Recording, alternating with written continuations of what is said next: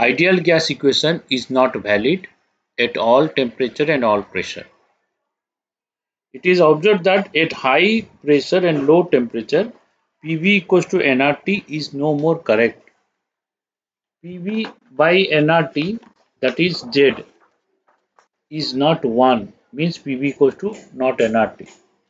At low pressure and high temperature, PV equals to nRT is correct. Okay.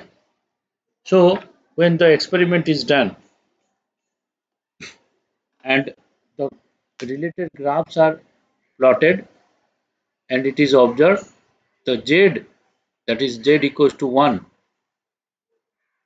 is valid for high temperature, low pressure. But if you make pressure high, temperature low, the Z is no more 1. So Z means compressibility factor, that is Z is PV by nRT. If PV is not equal to nRT, then the Z will not be equal to 1. Okay, so this is not equal to 1 at high pressure and low temperature. This is experimental evidence. Experiment से आया. उसके बाद scientist जब ये चीज नहीं हो रहा है इक्वल टू 1, तो ये क्या हो सकता है, जेड लेस देन 1 हो सकता है, जेड ग्रेटर देन 1 हो सकता है, जेड इक्वल टू 1 हो सकता है. तो जेड जो है वो ग्रेटर देन 1 होगा या लेस देन 1 होगा. Z equal to 1, Z equal to 1 होगा तो हम क्या बोलेंगे, gas is ideal. Gas is ideal. अगर जेड ग्रेटर देन 1 होगा तो बोलेंगे gas is less compressible. Gas is less compressible. Compressible. हाँ, गैस इज मोर कंप्रेसिबल. वो कैसे आया, कहाँ आया, पता चलेगा अभी. कंप्रेसिबल. तो हाँ, तो जेड जो है वो उसको बोलेंगे कंप्रेसिबिलिटी फैक्टर. मैं उसका सिग्निफिकेंस बता दिया, कंप्रेसिबिलिटी फैक्टर. लेकिन ये कैसे पता चला, कंप्रेसिबिलिटी क्या है. देखो, गैस को हम लिक्विफाई करना चाहते हैं, तो गैस को जब कंप्रेस करेंगे तब ये लिक्विफाई होगा, क्योंकि लिक्विड का वॉल्यूम गैसियस वॉल्यूम से कम होता है. तो गैस अगर कंप्रेस हो पाएगा अप टू लार्ज एक्सटेंट, तो ये लिक्विफाई हो सकता है. जो गैस ज़्यादा कंप्रेसिबल है वो जल्दी लिक्विफाई होगा, आसानी से लिक्विफाई होगा. तो जो गैस कम कंप्रेसिबल है या आइडियल गैस है तो वो लिक्विफाई नहीं होगा. तो वो सब धीरे धीरे आएगा. तो अब इसका सिग्निफिकेंस मैंने लिख दिया. ये इसका जो सिग्निफिकेंस हम लोग कुछ डेरिवेशन और कुछ करेक्शन करने के बाद पता चलेगा. तो जब Z1 नहीं आया तो साइंटिस्ट में क्यूरियोसिटी आया कि अगर Z1 नहीं है तो हम ग्राफ प्लॉट करते हैं Z वर्सेस P. तो क्या किए, तो ग्राफ और बहुत सारा ग्राफ प्लॉट किए. तो ग्राफ क्या लिए, Z वर्सेस P.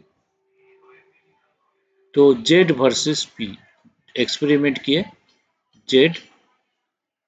ओके. हाँ, Z. ओके.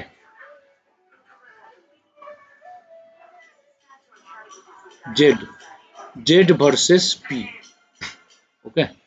यहाँ पे P हम लोग लिए, लेकिन जो P लिए वो P क्या है, वो P ज़्यादा. हाँ, वो P ज़्यादा है. ओके.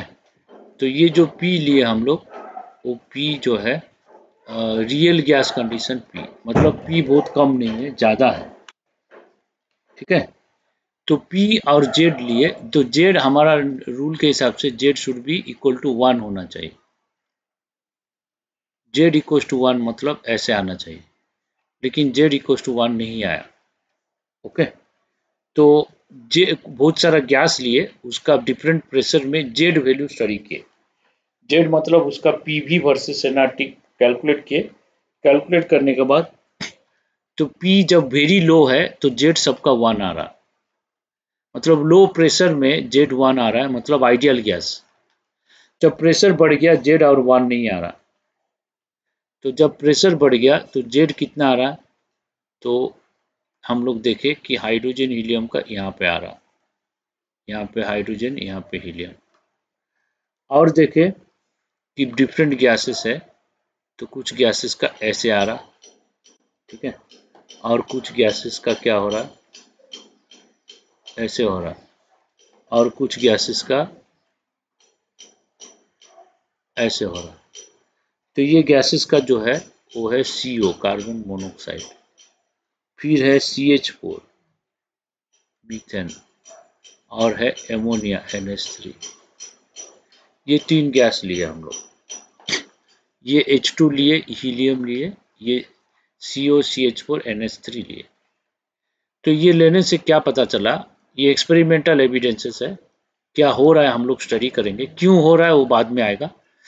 तो यहाँ पे जो बीच में जो वैल्यू है, वो बीच का जो वैल्यू है वो Z इज इक्वल टू 1, ये वैल्यू है Z इज इक्वल टू 1। तो इसके नीचे जो आएगा ऑब्वियसली Z लेस देन 1, इसके ऊपर जो आएगा obviously Z is greater than 1। तो हम लोग क्या किए, जब प्रेशर इज वेरी लो लिए तो Z 1 हो गया। तो ये प्रेशर 0 से स्टार्ट नहीं हुआ, ये वेरी लो प्रेशर से स्टार्ट हुआ, वेरी लो प्रेशर से स्टार्ट हुआ। तो ये फिर 200, 400, 800, 600 ऐसे करके जाएगा। यहाँ पे 200, 400, 600, 800 एटमॉस्फेयर।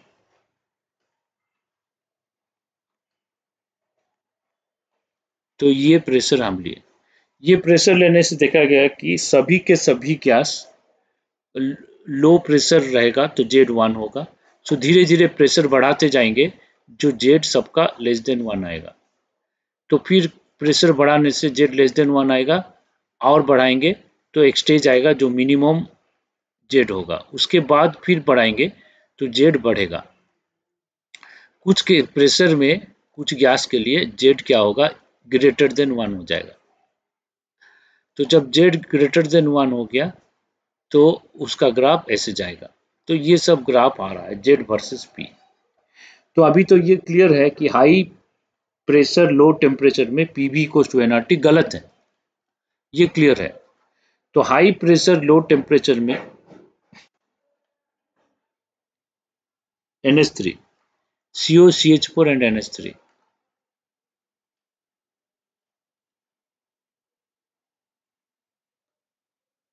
दोनों हाँ इंटरसेक्ट कर सकता है, अगर ग्राफ में नहीं दिखाएगा कहीं ना कहीं तो करेगा, ठीक है। कुछ केसेस में इंटरसेक्ट,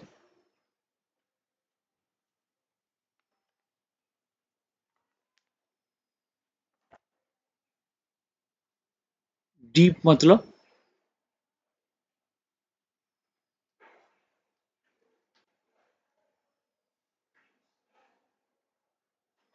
हाँ, हाँ वो क्यों आया, उसको उसके लिए हमें ये जो इक्वेशन सही बनाना है।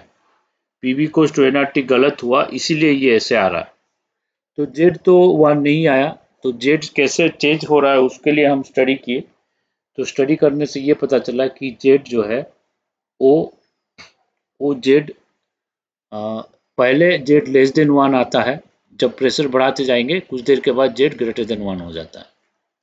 ये सभी गैस के लिए होता है, लेकिन हाइड्रोजन हीलियम के लिए शायद होता होगा। लेकिन ये जो ऑब्जर्वेशन हम लोग किए ये 0 डिग्री सेल्सियस में किए, तो 0 डिग्री सेल्सियस में हाइड्रोजन एंड हीलियम का जेड लेस देन 1 नहीं आया। तो hydrogen helium Z less than 1 नहीं आया, तो 0 डिग्री सेल्सियस में नहीं आया, तो कोई लोअर टेम्परेचर में आ सकता है। तो इसको सोच के फिर हम लोग क्या किए, टेम्परेचर को कम कर दिए। तो टेम्परेचर जब कम कर दिए तब पता चला कि हाइड्रोजन हीलियम का भी इस टाइप का ऑब्जर्वेशन हो रहा। ठीक है, अगर -123 डिग्री सेल्सियस हम लेंगे तो हाइड्रोजन हीलियम का भी उस टाइप का ग्राफ आएगा, मतलब पहले Z<1 होता है। ठीक है, तो जब हम टेम्परेचर चेंज कर दिए तब हाइड्रोजन हीलियम का इस टाइप का आ रहा है, इस टाइप का आ रहा है। Z पहले <1 आ रहा, Z फिर >1 आ रहा, -123 डिग्री सेल्सियस। ओके, तो हाइड्रोजन हीलियम का भी ऐसे इस टाइप का कैरेक्टरिस्टिक्स हो रहा है, लेकिन 0 डिग्री सेल्सियस में नहीं हो रहा, वो >1 हो रहा। तो मतलब सभी गैस क्या होते हैं, जब प्रेशर हम कम लेते हैं, मतलब रियल गैस का कंडीशन, तो पहले Z 1 होता है, फिर प्रेशर बढ़ाएंगे Z मिनिमम आएगा, फिर प्रेशर बढ़ाएंगे तो Z 1 होगा। तो अभी क्वेश्चन ये है, ठीक है Z तो =1 नहीं होगा, PV = हमेशा सही नहीं है, लेकिन Z वेरी क्यों कर रहा है?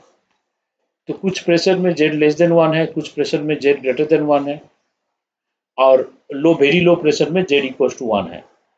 ऐसा क्यों हो रहा है?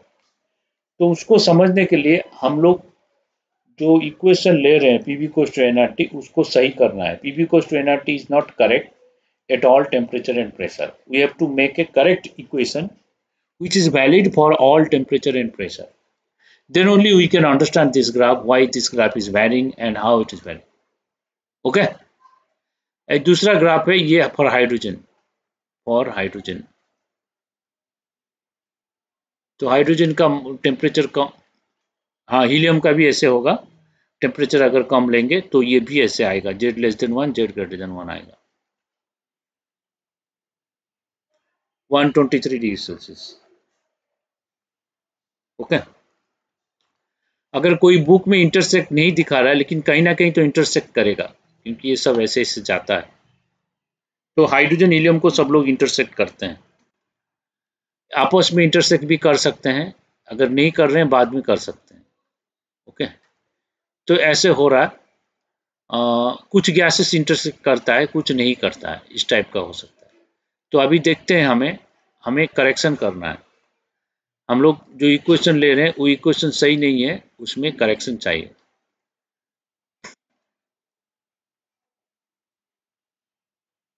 आइडियल गैस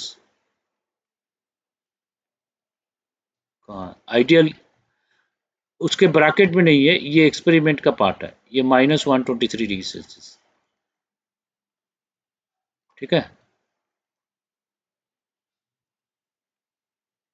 तो अभी नेक्स्ट हम लोग लेते हैं कि correction in ideal gas equation, that is real gas equation, real gas equation.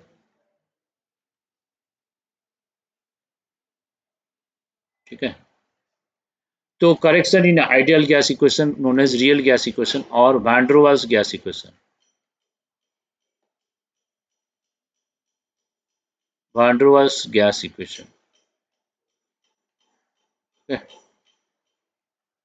तो van der Waals gas equation,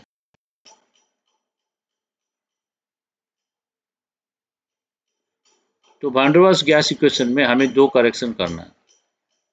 एक करेक्शन है प्रेशर करेक्शन,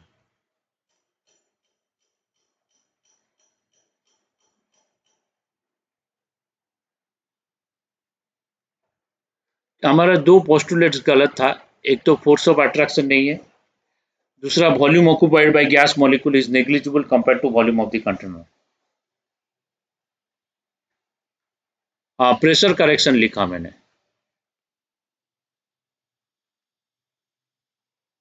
तो प्रेशर करेक्शन जो हम लोग लिए थे, फोर्स ऑफ अट्रैक्शन नहीं है, वो गलत है।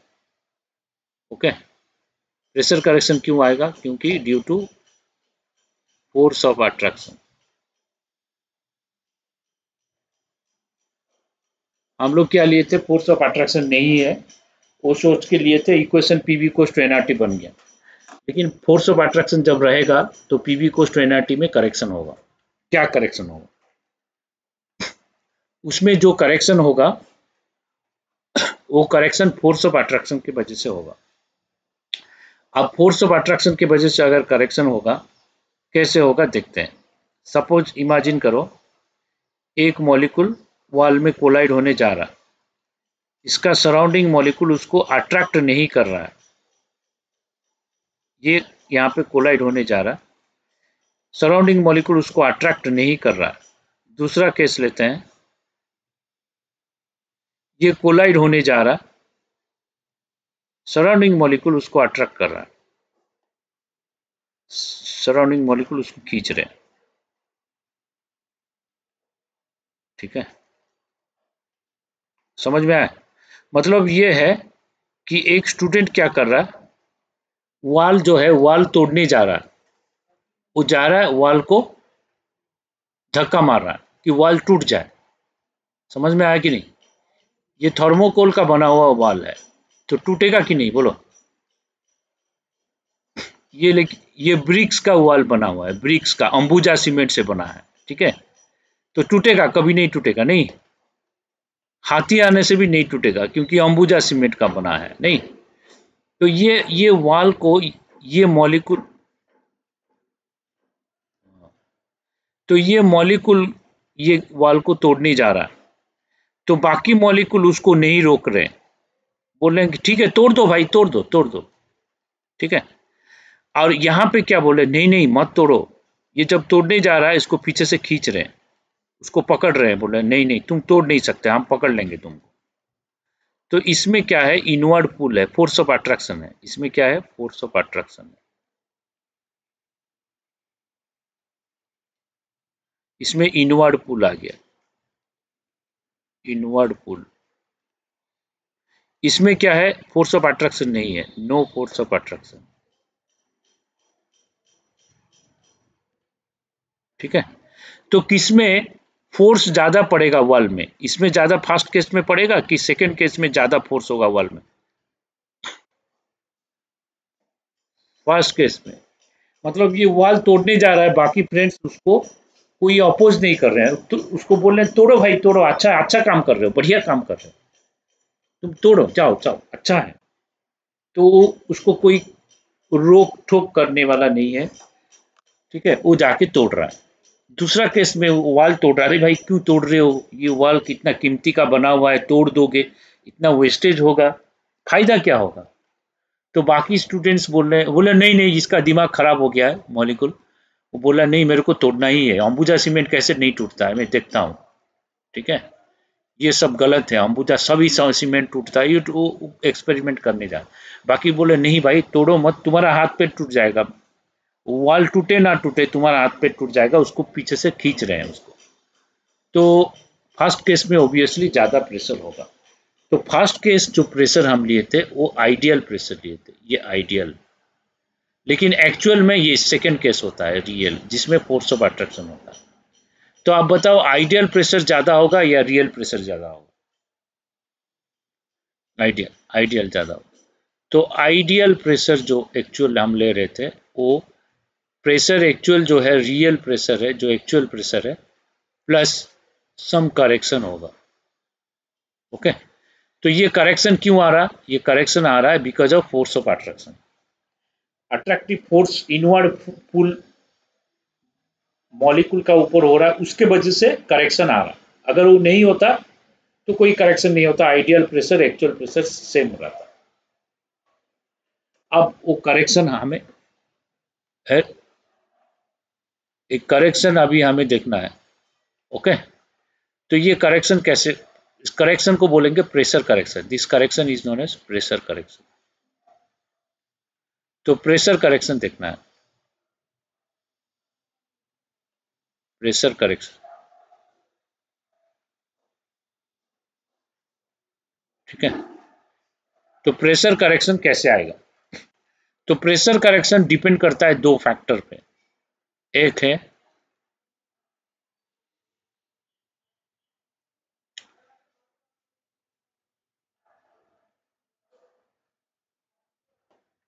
डेंसिटी, प्रेशर करेक्शन डिपेंड करता है डेंसिटी। देखो सपोज तुम डिसाइड किए कि वॉल को तोड़ोगे, तो तोड़ने जा रहे हो, तुम्हारा चारों तरफ 5 फ्रेंड्स है, वो लोग तुमको पीछे से खींच रहे हैं, लेकिन तुम्हारा पावर ज्यादा है, सलमान खान बॉडी है, पावर बहुत है, तो तुम जा रहे हो वॉल को तोड़ने के लिए, ठीक है। तो वॉल तो टूटेगा ही, सलमान खान का पावर ज्यादा होता है ना, वॉल टूटेगा, सलमान खान का कुछ नहीं होगा, उसका हाथ में खरोच भी नहीं आएगा, ठीक है। फिल्म में दिखाता है ऐसे करके। तो क्या होगा, suppose 5 friends are there, they are pulling from inside, उसमें प्रेशर करेक्शन ज्यादा होगा। या suppose 20 friends are there, they are pulling from inside, suppose 20 लोग आ गए तुमको पकड़ने के लिए, सपोज 5 लोग आ गए सलमान खान को पकड़ने के लिए, सलमान खान हाथ हिला देगा, सब लोग गिर जाएंगे, वो जाके वॉल में पहुंच जाएगा। लेकिन 5 के जगह अगर 20 दो लोग आ जाएंगे तो सलमान खान हाथ नहीं हिला सकता है कि नहीं। तो करेक्शन किस में ज्यादा होगा, 20 मॉलिक्यूल्स पुलिंग 1 मॉलिक्यूल और 5 मॉलिक्यूल्स पुलिंग 1 मॉलिक्यूल। एस, तो 20 मॉलिक्यूल्स, उसको हम लोग ऐसे देख सकते हैं डेंसिटी, उसको देख सकते हैं कितना डेंसिटी है। अगर उसका सराउंडिंग मॉलिक्यूल का डेंसिटी ज्यादा है तो इनवर्ड पुल ज्यादा होगा, करेक्शन ज्यादा होगा, ठीक है। तो ये करेक्शन किस लिए आ रहा है, फोर्स ऑफ अट्रैक्शन के लिए। तो यहाँ पे फोर्स ऑफ अट्रैक्शन क्यों हो रहा है, क्योंकि इनवर्ड पुल है, यहाँ से अंदर से खींच रहे हैं उसको, उसके वजह से करेक्शन आ रहा है। अगर इनवर्ड पुल ज्यादा होगा तो करेक्शन ज्यादा होगा, वो डिपेंड करता है डेंसिटी पे। तो डेंसिटी मतलब मास बाय वॉल्यूम, तो उसको हम लोग लिख सकते हैं pressure correction is directly proportional to number of moles by volume, क्योंकि मास तो हम लिखेंगे नंबर ऑफ मोल्स के टर्म में लिखेंगे मास को। तो pressure correction is directly proportional to number of moles per unit volume. ऐसा क्यों, क्योंकि देखो ये जो, सपोज इमेजिन करो, suppose 6 molecules are pooling, instead of 6 12 molecules are pooling, तो pressure correction would be more, तो pressure correction directly proportional to number of mole, correct or not, सही है। and again pressure correction is inversely proportional to volume, why, suppose suppose क्या है, classroom में, suppose classroom में तुम्हारा 6 friend है और तुम अकेले हो, तो अभी वॉल तोड़ने जा रहे हो, तो 6 फ्रेंड्स क्लासरूम का अंदर से तुमको खींचेंगे, वो पॉसिबल है। अब वॉल्यूम बढ़ा दो, सपोज स्कूल का असेंबली हॉल ले लो, या स्कूल का जो बड़ा हॉल होता है, कॉन्फ्रेंस हॉल या कोई भी, उस हॉल में 7 लोग हैं और सब लोग यूनिफॉर्मली डिस्ट्रीब्यूटेड हैं, सब लोग अलग अलग जगह पे, डिस्टेंस, सोशल डिस्टेंस मेंटेन कर रहे हो, सब लोग इक्वल डिस्टेंस में अलग अलग स्प्रेड करके हैं। उस केस में तुम वॉल तोड़ने जाओगे तो वो लोग जहाँ पे हैं दौड़ दौड़ के आएंगे तुमको पकड़ने, है कि नहीं। तो उसमें इनवर्ड पुल ज्यादा होगा या कम वॉल्यूम रहेगा, सेम नंबर ऑफ स्टूडेंट्स रहेंगे, कम वॉल्यूम में इनवर्ड पुल ज्यादा होगा कि ज्यादा वॉल्यूम में इनवर्ड पुल ज्यादा होगा। तो वॉल्यूम कम, हाँ हाँ, वॉल्यूम कम होगा तो वो लोग तुम्हारे पास पहुंच जाएंगे और तुमको पीछे से खींच लेंगे, तो वॉल में तुम जाके धक्का नहीं दे सकते हो। तो प्रेशर क्यों आता है, वॉल में हम जो फोर्स देते हैं उसके वजह से प्रेशर आता है।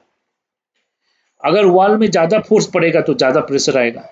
अगर वॉल्यूम बढ़ गया, अगर वॉल्यूम बढ़ गया तो molecules pulling from inside to the colliding molecules will be less, तो inward pull will be less. तो उसको देखते हुए हम लोग ये बोल सकते हैं pressure correction is directly proportional to N, inverse proportional to we.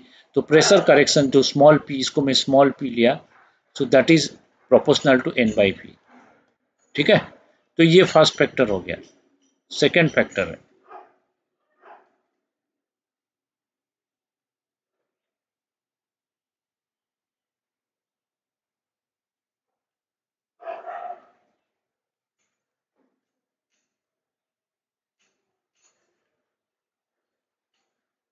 Second factor है number of colliding molecules per unit time. ये इसको ध्यान से देखो, ध्यान से सुनो इसका करेक्शन। सो सेकेंड फैक्टर है पर यूनिट टाइम, पर यूनिट टाइम, टाइम लेते हैं हम लोग। देखो ऐसा नहीं है कि एक मॉलिक्यूल वॉल में कोलाइड करेगा, क्योंकि इस क्लास में बहुत सारे स्टूडेंट्स हैं, सपोज तुम सोच रहे हो कि वॉल को तोड़ना है, तो तुम्हारे जैसे बहुत फ्रेंड मिल जाएंगे। हाँ हाँ, जरूर तोड़ना है, अच्छा काम है। एक एक्सपेरिमेंट करके देखते हैं। स्कूल में तो बच्चे लोग तो बदमाशी करते हैं ना, ये तो बच्चों का मेंटालिटी होता है, लेकिन सब स्टूडेंट ऐसे नहीं है।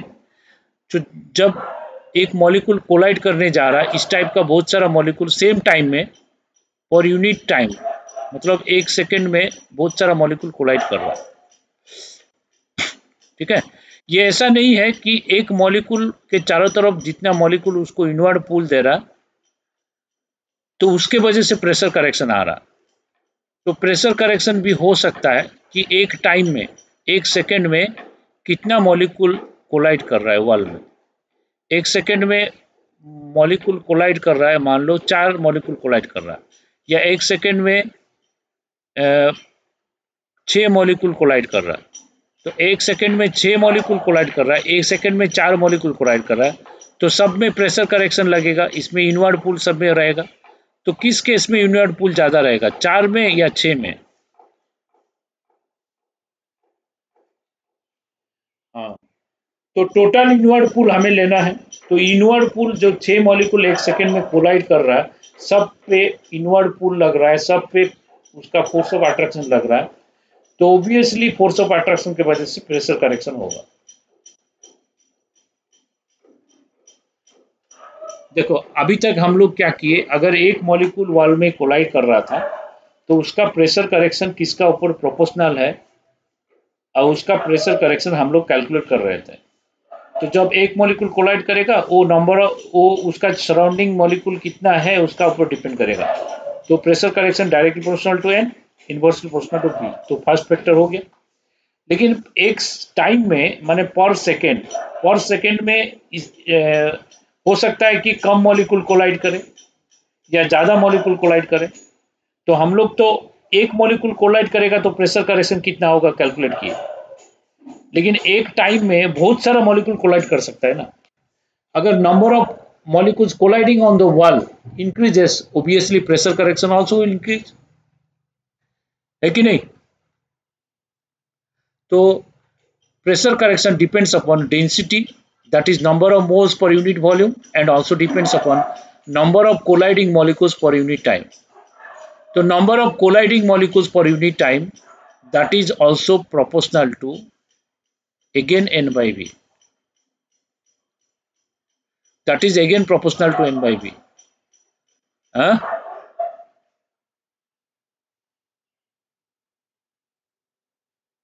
हाँ, ये भी एन बाई भी होगा, क्योंकि ये भी डेंसिटी का ऊपर डिपेंड करेगा, कितना कॉलिजन हो रहा है, वो डिपेंड करता है उसके सराउंडिंग मॉलिक्यूल कितना है, उसका सराउंडिंग मॉलिक्यूल कितना है, नंबर, ये भी एन का ऊपर डायरेक्ट प्रोपोर्शन।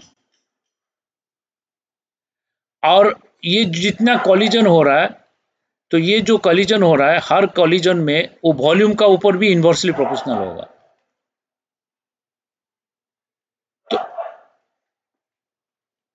अंतर ये है, फर्स्ट पॉइंट हम लोग पर कॉलिजन निकाले थे, एक कॉलिजन में किसका ऊपर प्रोपोर्शनल है। कोई भी एक कॉलिजन होगा तो ये एन बाई बी का ऊपर प्रोपोर्शनल होगा, directly proportional to N by B. लेकिन बहुत सारा कॉलिजन होगा, तो हर कॉलिजन के लिए एन बाई बी है, तो जितना कॉलिजन होगा उतना एन बाई बी होगा। तो सेकेंड जो नंबर ऑफ कॉलिजन होगा वो भी एन बाई बी का ऊपर प्रोपोर्शनल होगा। तो मतलब ओवरऑल प्रेशर करेक्शन होगा proportional to N by B into N by B. तो प्रेशर करेक्शन हो गया A N square by V square, मतलब ए हो गया constant for pressure correction, constant for pressure correction.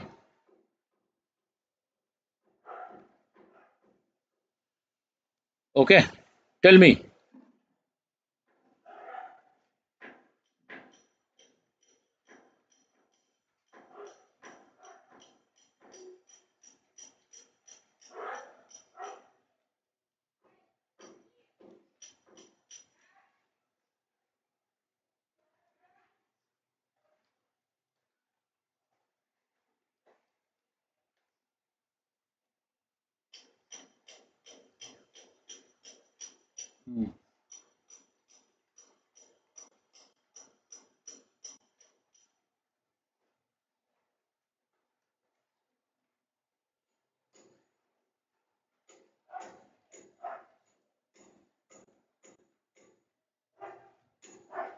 हाँ वो तो हम इसको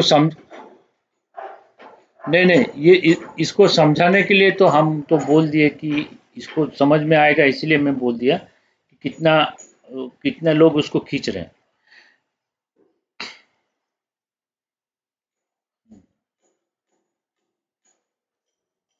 हम्म। तो ये जो फोर्स ऑफ अट्रैक्शन है, हाँ वो सही है, फोर्स ऑफ अट्रैक्शन उसका फिक्स रहेगा। अगर गिवन टेम्परेचर है, मान लो टेम्परेचर कांस्टेंट है, और उसका उसका वॉल्यूम जो भी है, तो उसका जो फोर्स ऑफ अट्रैक्शन मतलब वैंडरवाल्स फोर्स ऑफ अट्रैक्शन होगा, वो कुछ एक कांस्टेंट वैल्यू रहेगा। तो ये जो इनवर्ड पुल कर रहा है ना, तो ये इनवर्ड पुल पर मॉलिक्यूल ये डिपेंड कर रहा है एन बाई वी, एक बार प्रोपोर्शनल है एन बाई वी। लेकिन ये जो एक टाइम में बहुत सारा कॉलिजन होगा, तो हमें क्या करना है, टोटल इनवर्ड पुल निकालना है।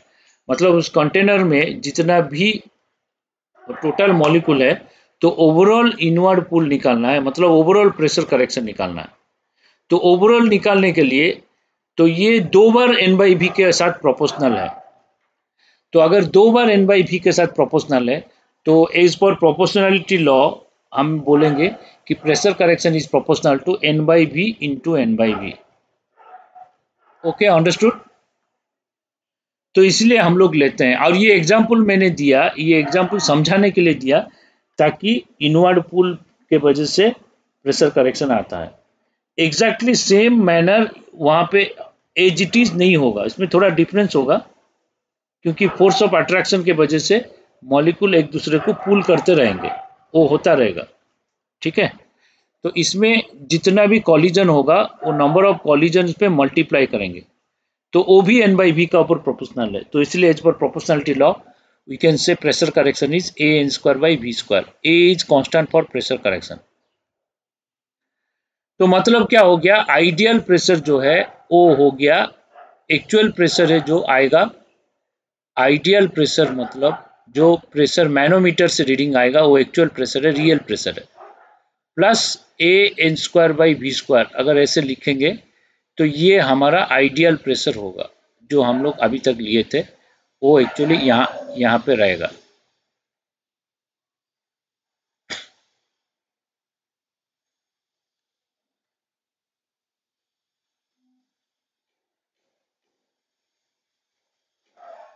तो ये हो गया हमारा पी आइडियल। तो P ideal is equal to P plus A N square by V square. A जो है constant for pressure correction, N है number of moles, V is the volume of the container. ठीक है। तो ये हो गया प्रेशर करेक्शन। ठीक है। उसके बाद मैं नेक्स्ट पेज में चलता हूँ।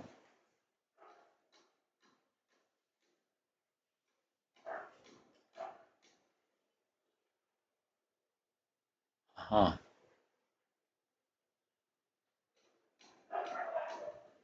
ये दो बार प्रोपोर्शनल हो रहा है ना, इसीलिए लेंगे दो बार।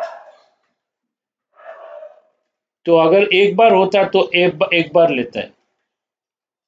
मान लो कोई भी स्क्वायर प्रोपोर्शनल टू स्क्वायर होता है, प्रोपोर्शनल टू क्यूब होता है ना।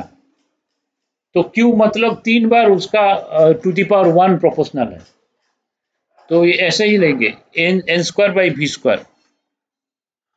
तो इसके बाद दो चीज हमें जानना है, यूनिट ऑफ ए का यूनिट क्या है, P is equal to P ideal is equal to P plus A N square by V square. मतलब यहाँ पे ये प्रेशर का यूनिट होगा, क्योंकि प्रेशर से ऐड कर रहे हैं।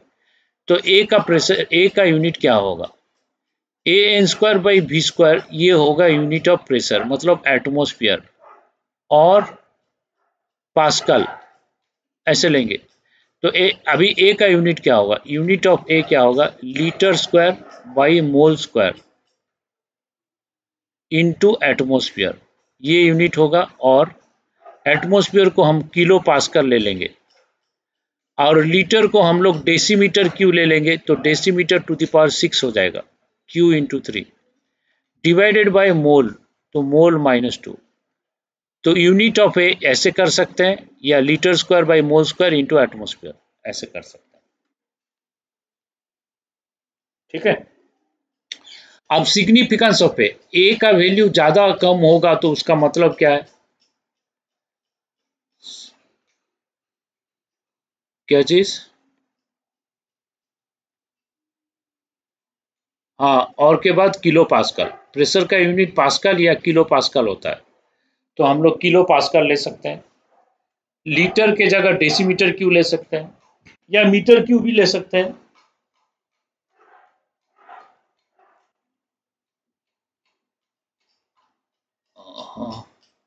हाँ हाँ हाँ, +6 हो।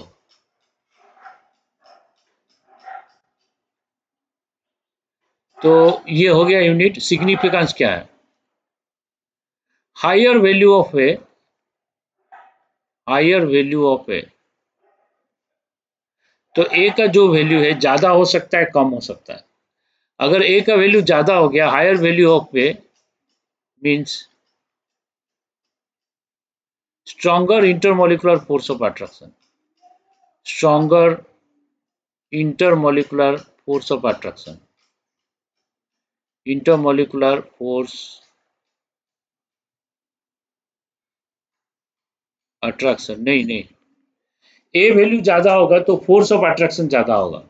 फोर्स ऑफ अट्रैक्शन ज्यादा होगा तो easier liquefaction of gas, easier liquefaction of gas, मतलब गैस को इजीली लिक्विड में चेंज किया जा सकता है अगर ए वैल्यू ज्यादा होगा।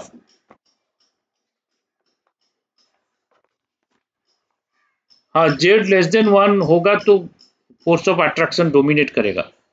जेड अगर ग्रेटर देन 1 होगा तो फोर्स ऑफ रिपल्सन डोमिनेट करेगा। ठीक है, तो यहाँ पे ए वैल्यू ज्यादा होगा तो इजीली लिक्विफाई कर सकते हैं। अगर हम देखेंगे CO2 का, कार्बन डाइऑक्साइड का, कार्बन डाइऑक्साइड का ए का वैल्यू होता है 3.59, कार्बन डाइऑक्साइड। तो अगर हम हाँ,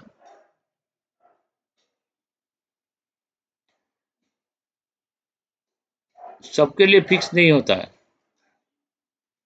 ए is different for different gas. हाँ, फिक्स्ड होगा, फिक्स्ड होगा। CO2 के लिए 3.59 है। अगर हम लोग लेंगे O2 लेंगे, O2 के लिए ये है 1.36। अगर H2 के लिए लेंगे 0.244। ठीक है, अगर Cl2 के लिए लेंगे Cl2 तो ये 6.49। आप बोलो कौन सा गैस इजीली लिक्विफाइबल होगा?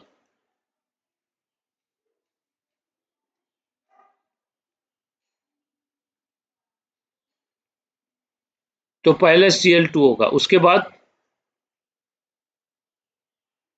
CO2, उसके बाद H। तो ये एग्जाम में पूछेगा, ए वैल्यू दे देगा और पूछेगा कि कौन सा गैस इजीली लिक्विफाइबल होगा, आसानी से लिक्विफाइड कर सकते हैं।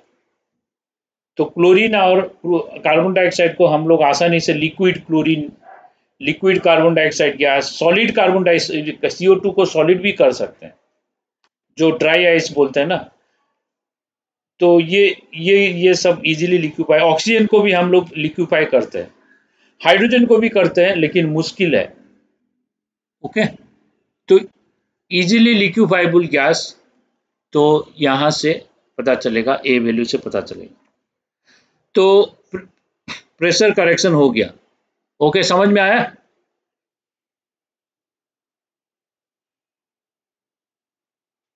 ए जीरो होता नहीं है, ए बहुत कम।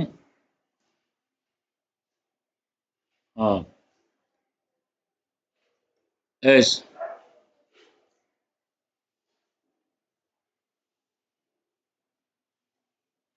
नहीं नहीं, ऐसा कुछ नहीं है, ऐसा कुछ नहीं।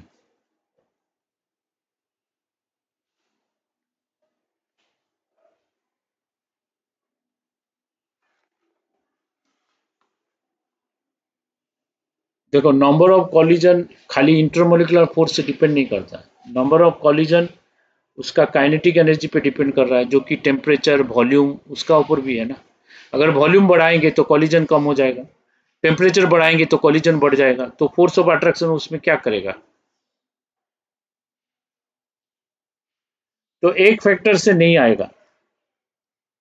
तो वो चीज मीन फ्री कॉलिजन फ्रीक्वेंसी वो सब में एक्सप्लेन किया। तो जो सोच रहे हो ना उसका भी डेफिनेशन है, collision frequency, mean free path, okay, collision diameter, वो सब है, लास्ट में आएगा, एंडिंग पार्ट में आएगा। तो ये हो गया प्रेशर करेक्शन। उसके बाद नेक्स्ट में जाता हूँ वॉल्यूम करेक्शन। उसके बाद लिखो वॉल्यूम करेक्शन। तो हमारा एम क्या है, हम गैस का इक्वेशन ऐसे लिखें कि जो भी टेम्परेचर, जो भी प्रेशर रहे, सब के लिए ये वैलिड है। तो वॉल्यूम करेक्शन क्या कर रहे थे, हम लोग बोल रहे थे कि volume occupied by the gas. हाँ, हाँ, हाँ, एक मिनट। वॉल्यूम, हम लोग बोल रहे थे volume occupied by the gas, volume occupied by the gas is negligible, ये बोल रहे थे कि नहीं, बोलो। वॉल्यूम, हाँ, volume occupied by the gas is negligible compare to volume of the container, ये हम लोग बोल रहे थे, ठीक है। तो volume occupied by the gas molecule is negligible compare to volume of the container, ये हम लोग बोल रहे थे, ठीक है।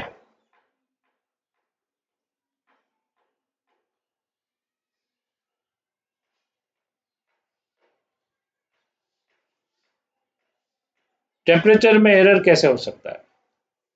टेम्परेचर जो है वो एक्सटर्नल मेजरमेंट,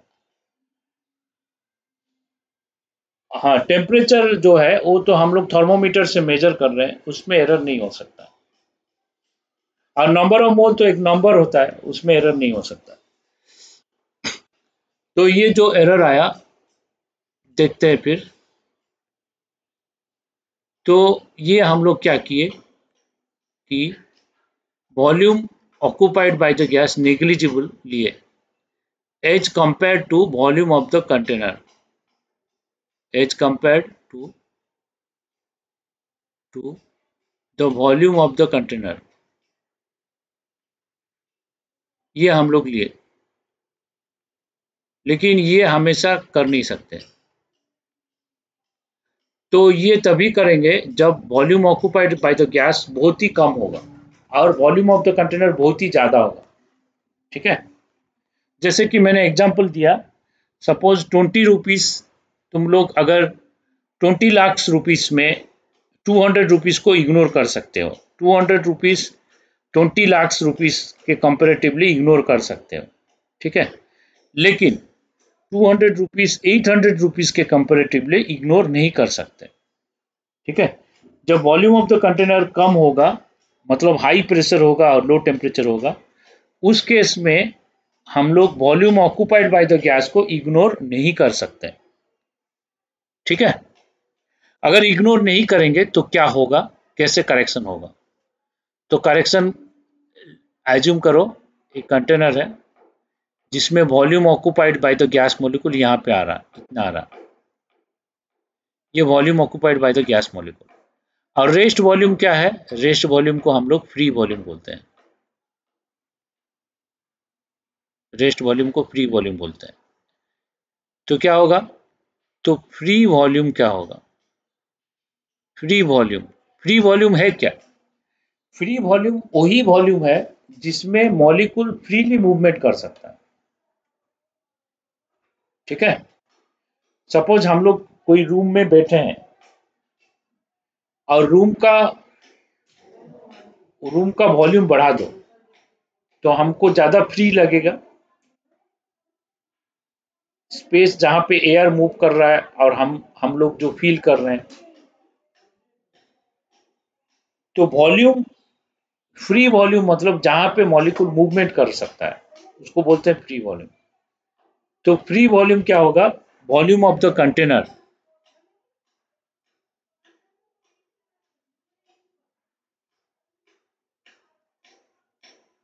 फ्री वॉल्यूम होगा volume of the container minus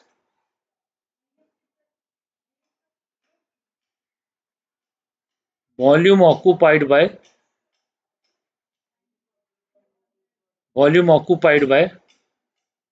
gas molecule. सही है कि नहीं?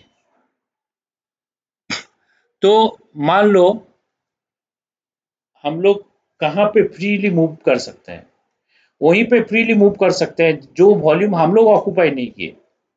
सही है कि नहीं?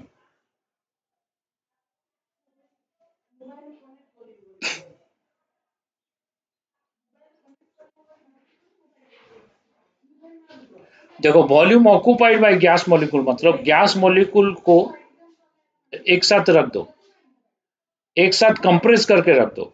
गैस मॉलिक्यूल को एक साथ कंप्रेस करके रखने से क्या होगा, तो कुछ वॉल्यूम ऑक्यूपाई करेगा। ठीक है, तो कंटेनर से वो वॉल्यूम माइनस करो तो जो वॉल्यूम आएगा वो सब एयर हो। सपोज एक काम करो, तुम लोग एक रूम में, सब स्टूडेंट्स रूम में खड़े हो, तो उस रूम में एयर है, तो एयर का वॉल्यूम, किस वॉल्यूम में एयर ऑक्यूपाई है, तो volume occupied by air is equal to volume of the container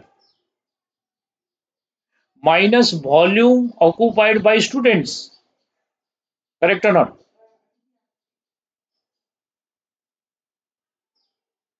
तो volume occupied by air is equal to volume of the container minus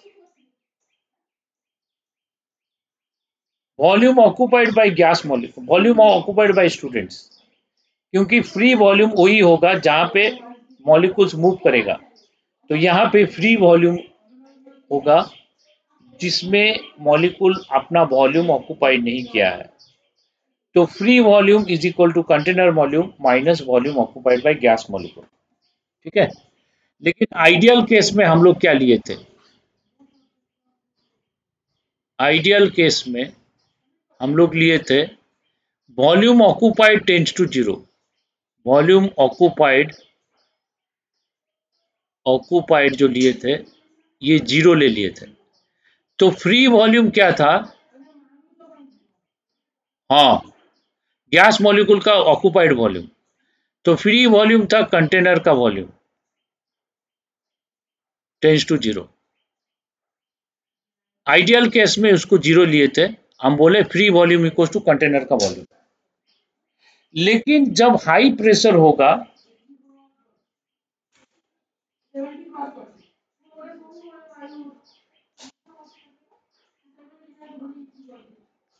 अगर हाई प्रेशर लेंगे और लो टेम्परेचर लेंगे,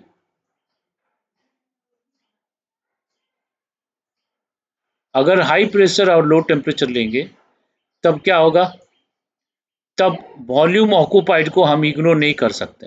means volume occupied by gas, volume occupied by the gas is not equal to zero. ठीक है, इसको हम zero नहीं ले सकते। समझ में आया? यहाँ पे 200 रुपया छोड़ दिया हम, 200 रुपया यहाँ पे छोड़ दिए, लेकिन यहाँ पे 200 रुपया नहीं छोड़ सकते, क्योंकि यहाँ छोड़ेंगे तो 25% लॉस होगा। 800 रुपया में 200 रुपया छोड़ देंगे तो बहुत ह्यूज लॉस होगा, लेकिन नहीं, बोलो।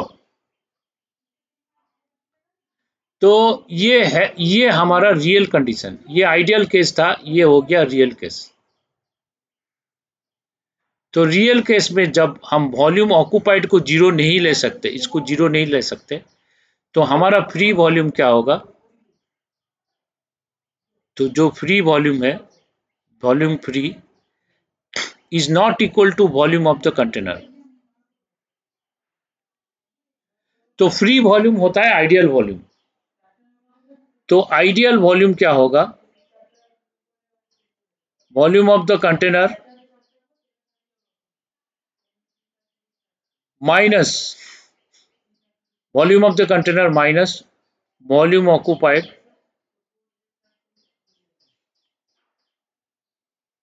occupied by the gas molecule।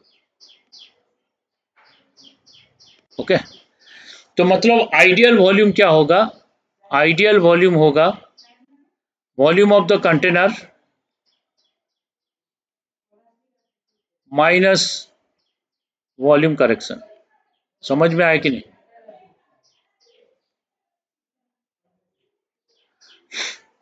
तो हम लोग आइडियल वॉल्यूम किसको ले रहे थे? जिसमें मॉलिक्यूल मूवमेंट करेगा, जिसमें उसका ब्राउनियन मोशन होगा, जिसमें उसका कोलिजन होगा, जिसमें वो प्रेशर एग्जर्ट करेगा, है कि नहीं?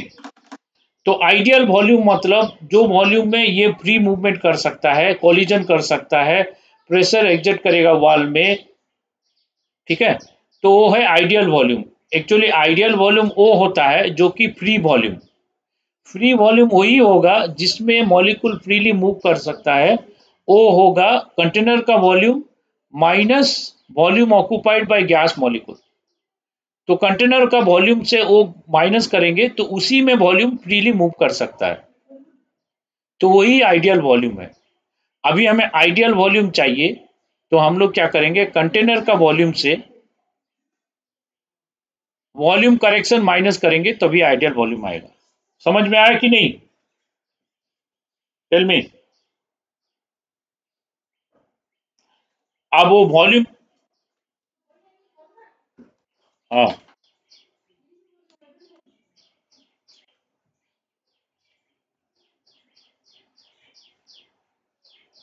हाँ,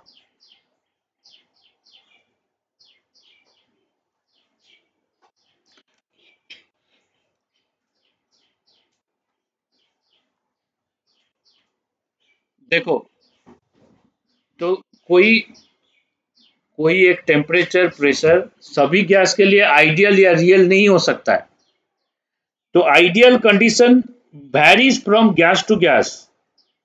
एक गैस के लिए आइडियल कंडीशन और रियल कंडीशन दूसरे गैस से अलग होगा। समझ में आया कि नहीं? तो हम लोग कोई फिक्स टेम्परेचर को सभी गैस के लिए आइडियल कंडीशन नहीं बोल सकते। हाँ, एसटीपी को कोई गैस के लिए रियल गैस होगा, कोई गैस आइडियल भी हो सकता है। हाँ हाँ हाँ हाँ हाँ, तो फिक्स नहीं है। नहीं, कोई गैस आइडियली बिहेव करेगा, रियल बिहेव करेगा, वो फिक्स्ड है, लेकिन उसका टेम्परेचर प्रेशर फिक्स नहीं है। तो कौन सा कंडीशन हम लोग एक लेते हैं, बॉयल्स टेम्परेचर बोल के एक लेते हैं। बॉयल्स टेम्परेचर मतलब क्या है, उससे कम टेम्परेचर लेंगे तो गैस रियल बिहेव करेगा, उससे ज्यादा टेम्परेचर लेंगे गैस आइडियल गैस जैसे बिहेव करेगा। और Boyle's temperature varies from gas to gas, तो डिफरेंट गैस के लिए डिफरेंट बॉयल्स टेम्परेचर होगा। तो ऐसे ही रियल गैस या आइडियल गैस, ये गैस टू गैस चेंज होगा। तो ये कोई पर्टिकुलर टेम्परेचर में वो आइडियल होगा या रियल होगा बोलना गलत होगा, ठीक है? बॉयल्स टेम्परेचर हम लोग एक यूज करते हैं, जिस जो टेम्परेचर से ज्यादा होगा तो आइडियल गैस, जो टेम्परेचर से कम होगा तो रियल गैस। वो बाद में आएगा, बाद में आएगा, इसका डेरिवेशन डेफिनेशन सब कुछ बाद में आएगा। तो अभी हम लोग इसका करेक्शन करते हैं। ओके, यस,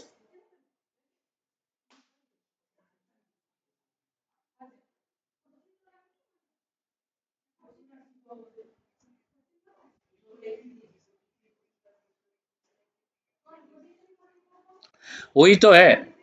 नहीं नहीं, हम लोग हाई प्रेशर लो टेम्परेचर को रियल कंडीशन लेते हैं। हाई प्रेशर लो टेम्परेचर,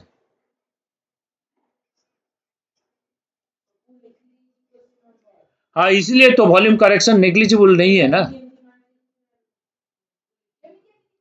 मतलब ये समझो, जो एग्जांपल मैंने दिया था, हम लोग रेस्टोरेंट में खाना खाने जा रहे हैं, तो उसमें 800 रुपया बिल हुआ, तो टोटल बजट कम है, तो उसमें हम 200 रुपया नहीं छोड़ेंगे, क्योंकि 1000 रुपया दिए तो 200 रुपया वापस किया, तो उसको फिर डोनेट नहीं कर देंगे 200 रुपया, बोलेंगे कि 800 रुपया का खर्चा हुआ है, 200 डोनेट करेंगे, मतलब 25% लॉस हो गया। लेकिन अगर वॉल्यूम ज्यादा हो गया, आइडियल केस ले लो जिसमें high temperature low pressure, high temperature low pressure में वॉल्यूम बहुत ज्यादा होता है, अगर वॉल्यूम ज़्यादा है, माने हमारा बजट बढ़ गया, हम 20 लाख का कोई व्हीकल खरीद रहे हैं, तो उसमें 200 रुपया डोनेट कर सकते हो। 200 रुपया ठीक है, आप ले लो, कोई बात नहीं है, डोनेट कर दोगे उसमें, क्योंकि उसमें 20 लाख में 200 रुपया का कोई वैल्यू नहीं है। तो जब वॉल्यूम ऑफ द कंटेनर बढ़ गया, तो उस समय जो वॉल्यूम करेक्शन को हम इग्नोर कर देंगे तो कोई फर्क नहीं पड़ेगा, लेकिन वॉल्यूम ऑफ द कंटेनर कम हो गया तब इग्नोर नहीं कर सकते। ठीक है, समझ में आया कि नहीं?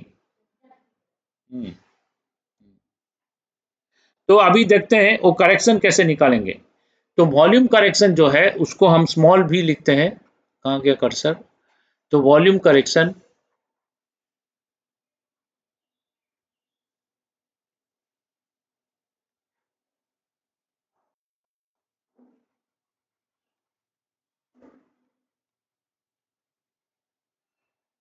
तो वॉल्यूम करेक्शन को स्मॉल भी लिखते हैं। तो वॉल्यूम करेक्शन क्या होता है? Volume occupied by the gas molecule, it's not volume of the gas molecule. ठीक है, तो वॉल्यूम करेक्शन वही होगा। तो V is directly proportional to N होगा। तो volume correction number of moles पे डिपेंड करेगा। अगर नंबर ऑफ मोल्स बढ़ गया तो वॉल्यूम करेक्शन ज्यादा होगा। तो V is equal to proportionality constant B into N। तो B क्या है? Constant for volume correction.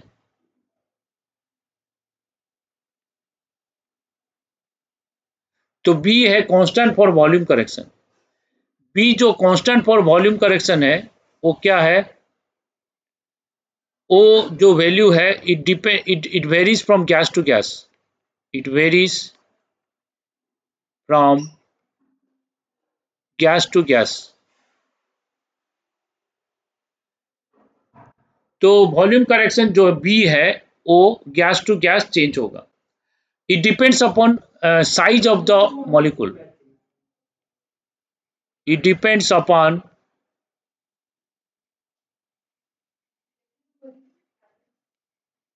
Upon size of the molecules।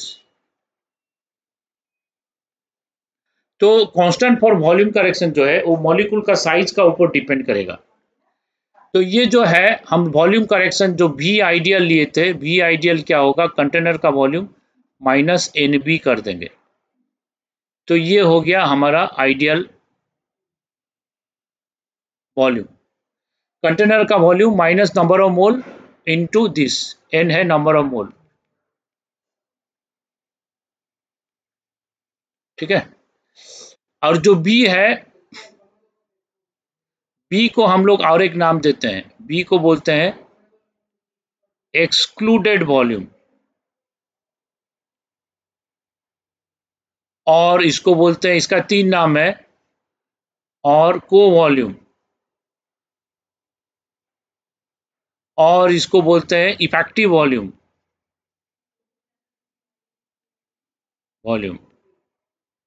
और B जो है एक्सक्लूडेड वॉल्यूम पर मोल, एक मोल के लिए पर मोल, क्योंकि इसमें हम N मोल मल्टीप्लाई कर रहे हैं ना, तो N मोल के लिए NB होगा। तो मतलब NB क्या है?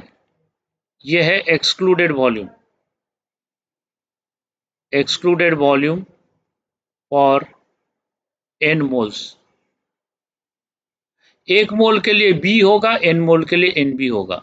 उतना वॉल्यूम अगर एक्सक्लूड कर देंगे कंटेनर से, जो वॉल्यूम आएगा वही फ्री वॉल्यूम, वही आइडियल वॉल्यूम है। ठीक है, समझ में आया?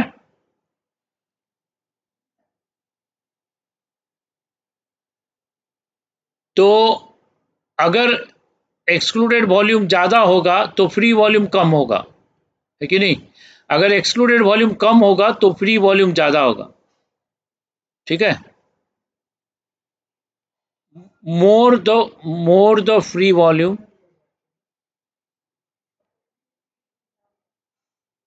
more the compressibility।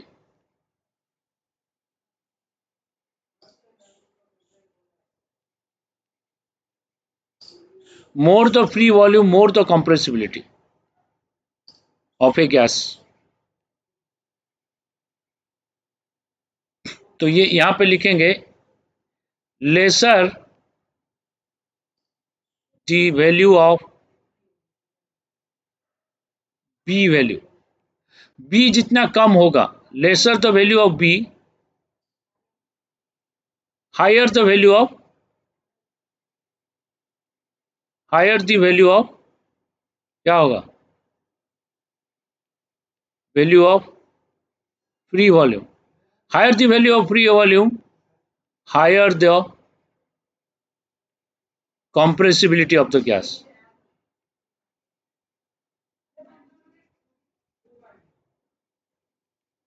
Higher the compressibility of the gas.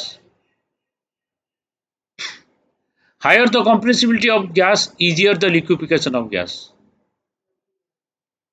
Easier the liquefaction of gas.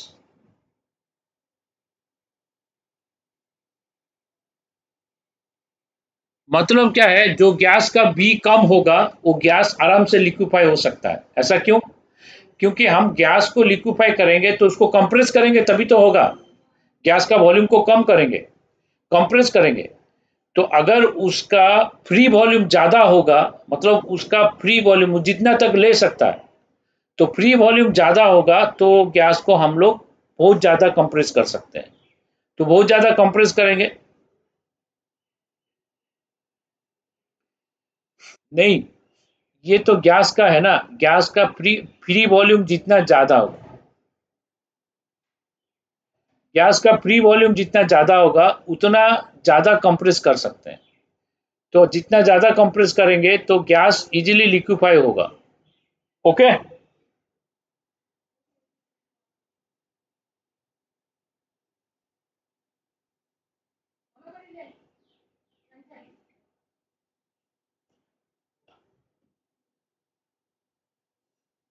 हाँ, तो प्रेशर बढ़ाना है ना, तो प्रेशर कैसे बढ़ाएंगे? लेकिन फ्री वॉल्यूम अगर फ्री वॉल्यूम उसका ज्यादा होगा तो ज्यादा देर तक कंप्रेस कर सकते हैं ना। फ्री वॉल्यूम अगर कम फ्री वॉल्यूम अगर कम होगा तो उसको कंप्रेस करने का रेंज कम होगा। अगर उसको कंप्रेस करने का रेंज कम होगा तो गैस को लिक्विफाई करना मुश्किल होगा। समझ में आया कि नहीं? तो ये है सिग्निफिकेंस ऑफ बी। और यूनिट ऑफ बी, बी का कैसे हम कैलकुलेट करेंगे?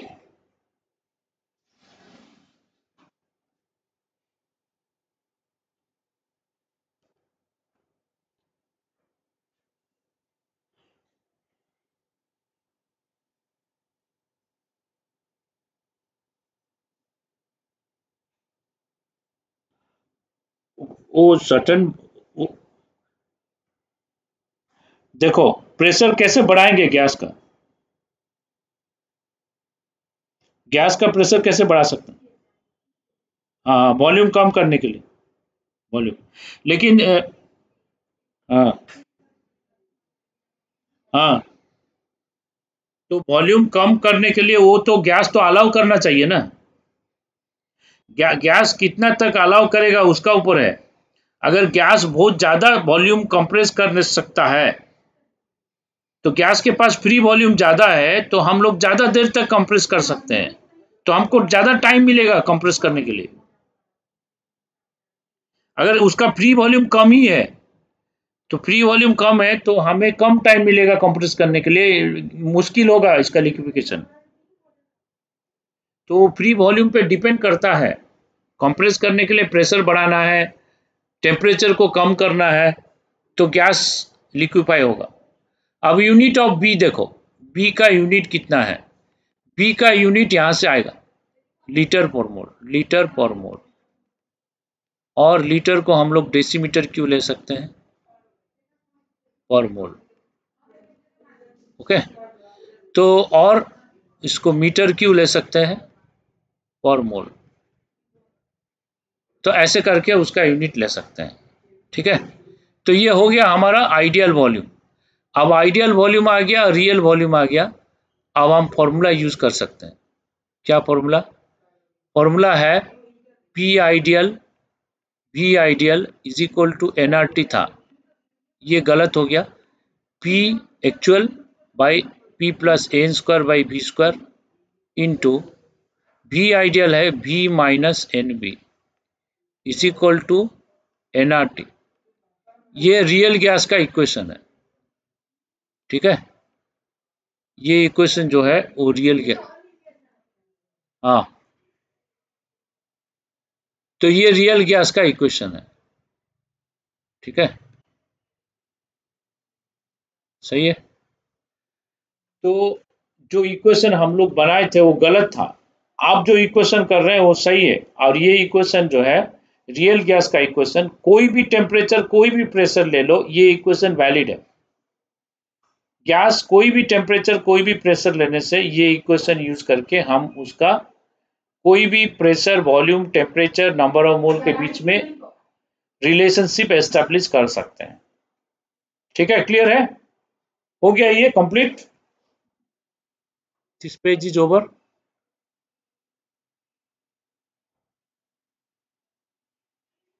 बी का यूनिट देखो, ये तो वॉल्यूम का यूनिट होगा क्योंकि ये वॉल्यूम है, तो वॉल्यूम लीटर होता है, ये उस तरफ जाएगा, तो litre is equal to NB।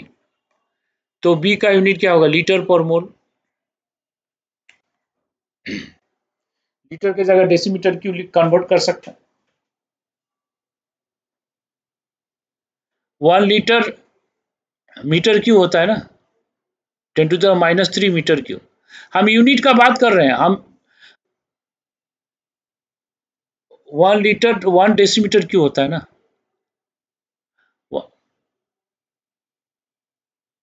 उसमें लीटर स्क्वायर था इसीलिए 6 हुआ, इसमें खाली लीटर है इसलिए डेसीमीटर क्यों, 1 लीटर 1 डेसीमीटर क्यों होता है। ओके, क्लियर है। हाँ, इसको van der Waals equation, real gas equation भी बोलते हैं। तो ये इक्वेशन आया, इसमें एक चीज है कि कैलकुलेशन ऑफ बी, वो भी एक है, कैलकुलेशन ऑफ बी।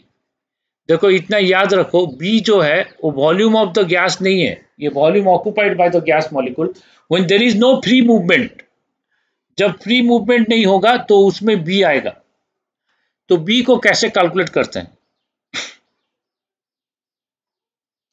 हाँ, जब गैस सॉलिड में कन्वर्ट हो जाएगा तो ये कंप्रेस हो गया और सब मॉलिक्यूल पास आ गया, तब volume occupied by the gas molecule minimum हो गया। उस केस में हम लोग बी का कैलकुलेशन कर सकते हैं। तो कैलकुलेशन ऑफ बी करना है जिसमें, हाँ, जिसमें रेस्ट्रिक्टेड मोशन, हाँ, रेस्ट्रिक्टेड मोशन होगा, जिसमें मोशन रेस्ट्रिक्टेड होगा, मतलब फ्री मूवमेंट नहीं हो सकता है। जब मॉलिक्यूल पास आ गया, देखो मॉलिक्यूल, गैस मॉलिक्यूल क्या होता है, सब इधर उधर भटकता रहता है, बीच में बहुत फ्री स्पेस है। अब इसको हम बोल दिए कि सब मॉलिक्यूल अभी घर आ जाओ वापस, तो सब आ गए, ये एक कोने में रह गए। तब जो वॉल्यूम ऑक्यूपाई होगा उसको बोलते हैं एक्सक्लूडेड वॉल्यूम, ठीक है। तो यहाँ पे ये हो गया एक्सक्लूडेड वॉल्यूम। तो ये एक्सक्लूडेड वॉल्यूम उसका रेडियस का ऊपर डिपेंड करता है। कैसे डिपेंड करता है, तो सपोज गैस को हम सॉलिडिफाई कर लिए, नहीं तो गैस को हम क्या किए, कंप्रेस करके एक जगह रख दिए, जब उसका मोशन रेस्ट्रिक्टेड हो गया, फ्री मूवमेंट यहाँ नहीं हो रहा, यहाँ फ्री मूवमेंट हो सकता है, यहाँ हो सकता था लेकिन यहाँ आ गया तो यहाँ फ्री मूवमेंट नहीं हो रहा। तो यहाँ पे जब फ्री मूवमेंट नहीं हो रहा है तो उसका एक्सक्लूडेड वॉल्यूम रेडियस का ऊपर कैसे डिपेंड करेगा, उसको समझने के लिए ये सॉलिड स्टेट का एक कॉन्सेप्ट समझना है। तो सॉलिड स्टेट का कॉन्सेप्ट कैसे समझेंगे, तो उसके लिए क्या करेंगे, हम एक स्फीयर ले लेंगे और एक स्फीयर लेके इसके साइड में रख देंगे।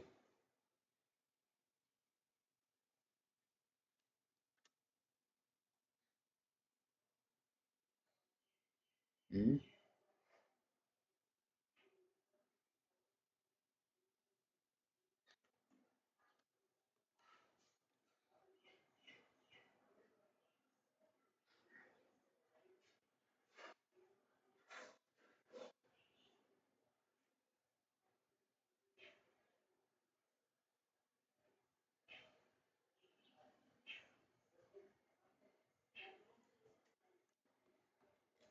देखो, तो सपोज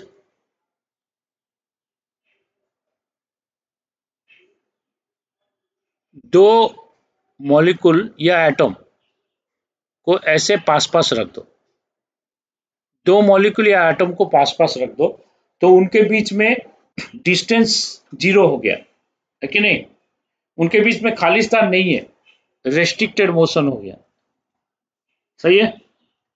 अब क्या करो, दोनों का रेडियस देखो कितना है, यहाँ पे आर है, यहाँ पे आर। अब ये मॉलिक्यूल रेस्ट्रिक्टेड मोशन इसके साथ तभी करेगा, कितना वॉल्यूम में करेगा, वो ये एक वॉल्यूम इंस्क्राइब करो, इतना वॉल्यूम में ये रेस्ट्रिक्टेड मोशन करेगा। जब इसका इतना वॉल्यूम में वो रहेगा, वो रेस्ट्रिक्टेड मोशन करेगा, ठीक है, मतलब मूवमेंट नहीं कर सकता है दोनों के बीच में, और मूवमेंट नहीं होगा। ये अगर इतना वॉल्यूम में रहेगा तो बीच में जो मॉलिक्यूल है वो मूव करेगा, बोलो, नहीं करेगा। तो इतना वॉल्यूम में मूवमेंट नहीं करेगा, तो मूवमेंट नहीं करेगा तो उसको बोलेंगे एक्सक्लूडेड वॉल्यूम,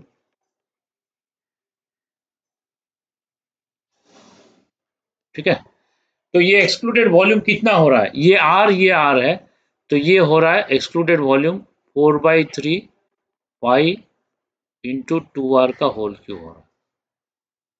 तो मतलब कितना हो रहा है, 4/3 पाई 8r³ हो रहा है। और ये रेस्ट्रिक्टेड वॉल्यूम जो हो रहा है कितना मॉलिक्यूल के बीच में हो रहा है, बिटवीन टू मॉलिक्यूल्स। हम जब दो मॉलिक्यूल्स लिए उसके बीच में इतना हो रहा है, तो एक्सक्लूडेड वॉल्यूम स्मॉल v। तो स्मॉल v दो मॉलिक्यूल के बीच में इतना हो रहा है, स्मॉल v एक मॉलिक्यूल में कितना होगा, 4/3 पाई r³ बाई 2, तो बाई 2 हो गया into 4। So this is the excluded volume for one molecule. तो अगर हम excluded volume for Avogadro number of molecule लेंगे, एक मोल लेंगे, ये बाई 2 किए, इंटू 4 नहीं किए, 8/2। ये दो मॉलिक्यूल के लिए 8r³ है, तो ये 4r³ हो गया।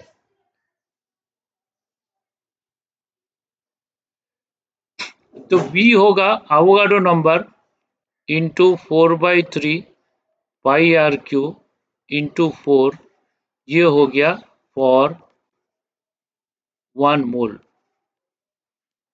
मतलब जो रेस्ट्रिक्टेड वॉल्यूम या जो excluded volume, excluded volume excluded volume for 1 मोल इतना हो गया। तो मतलब हम लोग क्या बोलेंगे, 4 इंटू 4/3 पाई r³ को बोलेंगे एक्सक्लूडेड वॉल्यूम फॉर मॉलिक्यूल, इसको बोलेंगे एक्सक्लूडेड वॉल्यूम फॉर मॉलिक्यूल।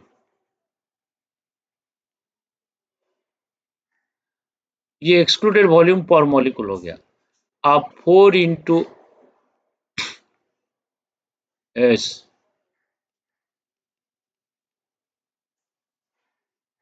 तो ये हो गया एक्सक्लूडेड वॉल्यूम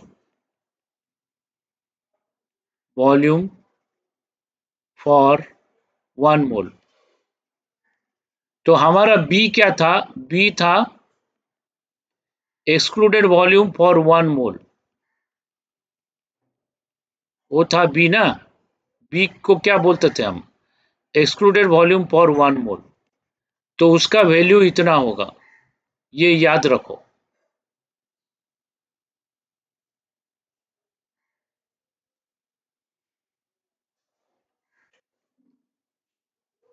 एक्सक्लूडेड वॉल्यूम मतलब कंटेनर वॉल्यूम से अगर ये वॉल्यूम माइनस करेंगे तो फ्री वॉल्यूम आएगा। Free volume is equal to container volume minus excluded volume, and excluded volume is due to volume occupied by the gas molecule when there is no free movement। ये थोड़ा high level concept है, इसको deeply सोचने से ही समझ में आएगा, नहीं तो किताब जो बुक्स में लिखा है उसको बार बार पढ़ो, सोचो, तब जाके समझ में आएगा। ये सबको समझ में एक बार में नहीं आएगा, बार बार पढ़ के बार बार सोचोगे तब जाके समझ में आएगा। ठीक है, हाँ। तो ये जो है एक्सक्लूडेड वॉल्यूम फॉर 1 मोल इतना है, तो बी का वैल्यू इतना होगा।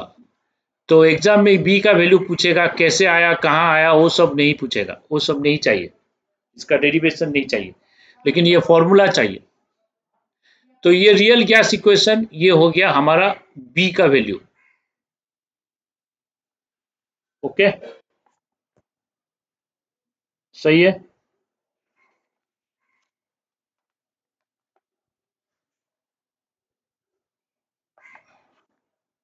नहीं, ए का वैल्यू कोई रेडियस का ऊपर डिपेंड नहीं करेगा।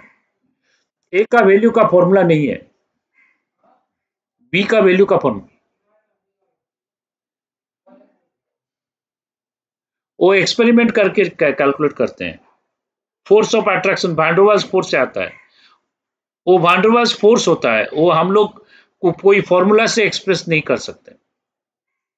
ये फॉर्मूला से बी को फॉर्मूला से एक्सप्रेस कर सकते हैं। ठीक है, हाँ, वो एग्जाम में उसका वैल्यू दे देगा, ए और बी का वैल्यू एग्जाम में दे देता है। नहीं तो क्या करता है, एग्जाम में बी वैल्यू नहीं देगा, रेडियस देगा। तो गैस मॉलिक्यूल का रेडियस दिया है, तो वहां से बी हम लोग निकाल देंगे, तो बी निकाल के फिर हम सॉल्व करेंगे क्वेश्चन। ठीक है, सही है।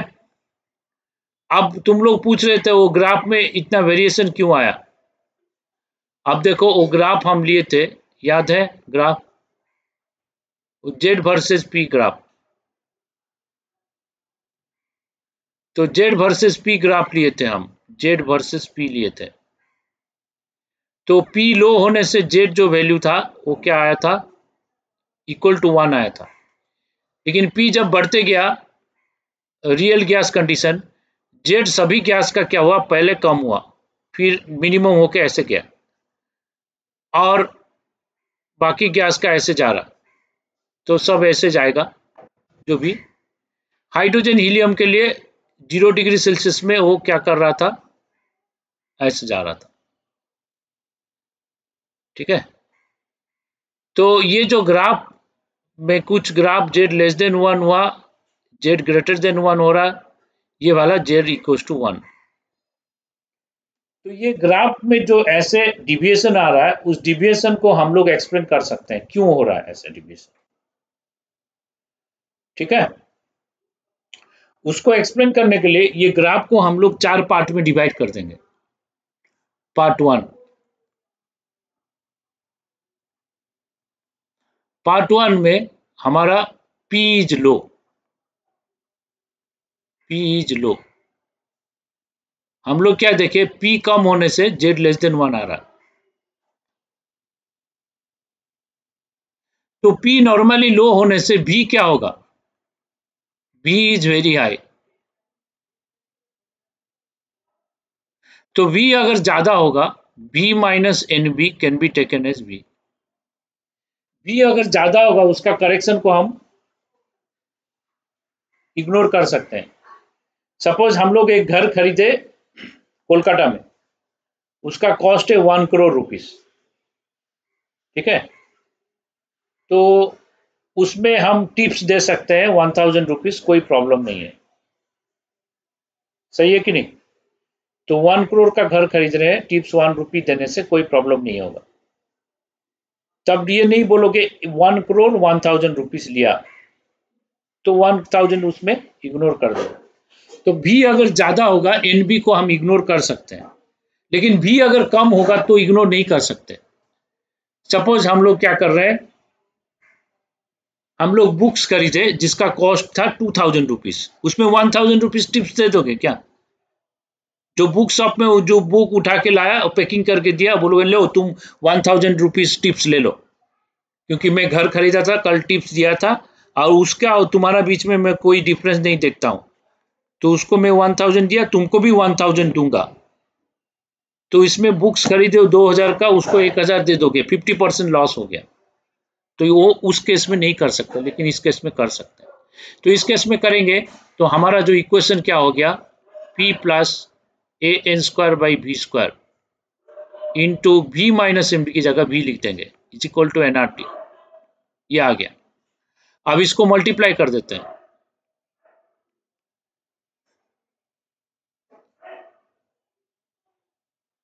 ए N square by V is equal to N R T हो गया। हाँ क्या बोल रहे हो?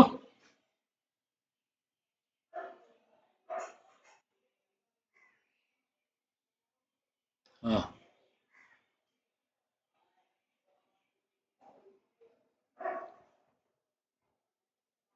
हाँ उसमें नहीं नहीं, यहाँ पे नेग्लिजिबल होगा जो ए तो भी कम होगा ना, ए कम होगा, बी स्क्वायर भी कम है, एन भी कम है, तो इसको फिर जैसे आएगा पी के रेस्पेक्ट में नेग्लिजिबल नहीं है क्योंकि पी तो कम है ना।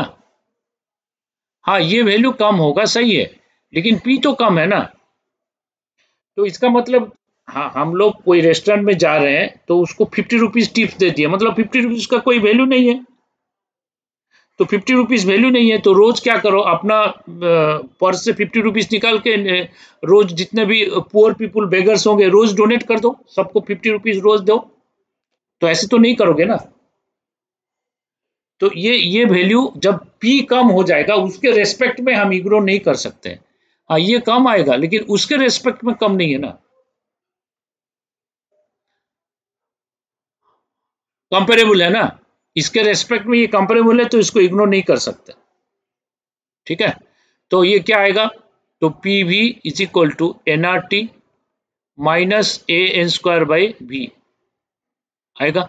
तो एक काम करो, दोनों में एन आर टी डिवाइड करो, तो P V by N R T ये हो गया Z is equal to 1 minus A N N square by N R T करने से A N by V R T. तो जेड हो गया 1 minus A N by V R T, तो क्या हो गया 1 minus A N by V R T में कोई नेगेटिव नहीं होगा, सब पॉजिटिव होगा, मतलब जेड क्या हो रहा है, लेस देन 1 हो रहा है। ठीक है, तो मतलब क्या है, पार्ट 1 जो जेड लेस देन 1 क्यों हो रहा था, तो हम भांडरवाल्स इक्वेशन लेंगे तभी इसको प्रूव कर सकते हैं। तो मतलब भांडरवाल्स इक्वेशन सही है या आइडियल गैस इक्वेशन सही है?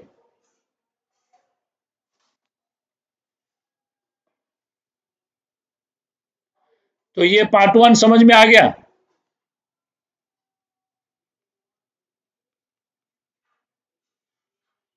नहीं वैलिड है, उसके लिए तो और एक केस लेंगे। तो पार्ट 2 लेते हैं, हम लोग लेते हैं पार्ट 2।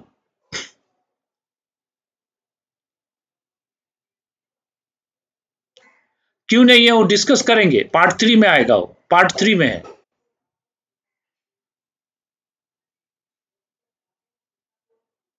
पार्ट 1 का लास्ट लाइन, दोनों साइड में एनआरटी डिवाइड कर लो, तो एनआरटी डिवाइड करने से पीवी बाई एनआरटी हो गया, ये एनआरटी बाई एनआरटी 1 हो गया, A N square B by NRT कर दो, एन एन स्क्वायर कैंसिल हो गया, A N by B R T हो गया। तो ये जेड है, तो जेड क्या है 1 माइनस समथिंग, मतलब लेस देन 1। तो जेड लेस देन 1 क्यों आ रहा था, लो प्रेशर में आ रहा था, एक्सप्लेन हो गया। तो अगर यहाँ पे P इज वेरी हाई, मतलब P हम ले लिए 800 600 एटमोस्फियर, 800 एटमोस्फियर ले लिए, तो इतना ज्यादा ले लिए, P इज वेरी हाई, तब क्या होगा, P plus A N square by B square को हम इग्नोर कर सकते हैं, P ले सकते हैं उसको, प्रेशर करेक्शन को इग्नोर कर सकते हैं। P बहुत ज्यादा हो गया, मतलब क्या हुआ, हम लोग एक बड़ा सा बंगलो खरीद लिए। ठीक है, नहीं नहीं, ओहो, तो सपोज हम लोग क्या कर रहे हैं, हम लोग एक बंगलो खरीद रहे हैं जिसका कॉस्ट है 2 करोड़ रुपीस। ओके, तो 2 करोड़ रुपीस का बंगलो खरीद रहे हैं, तो उसमें उसमें 1000 या 2000 रुपीस का उसके सामने वैल्यू नेग्लिजिबली स्मॉल है कि नहीं, बोलो। उस केस में ये करेक्शन को इग्नोर हाँ कर सकते हैं। तो इसको पी ले लिए, इसको पी लेने से हमारा इक्वेशन क्या हो, हाँ पी हाई होने से वी लो होगा।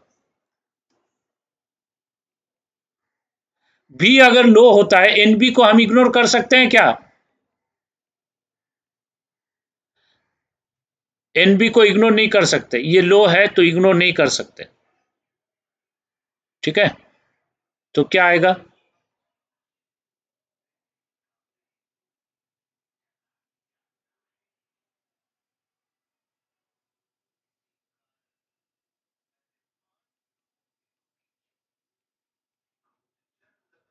तो PV is equal to NRT plus PNB आ गया। तो PV equal to NRT plus PNB आ गया। तो आप क्या करो, दोनों साइड में NRT डिवाइड कर दो। हाँ,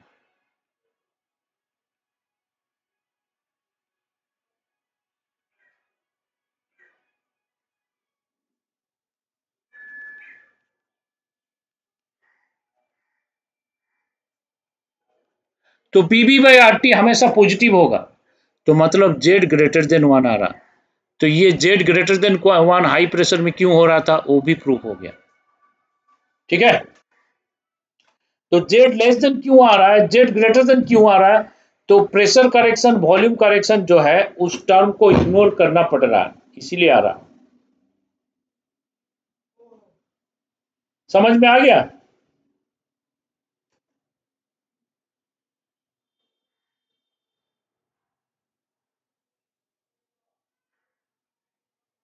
अब हाइड्रोजन हीलियम का लेते हैं।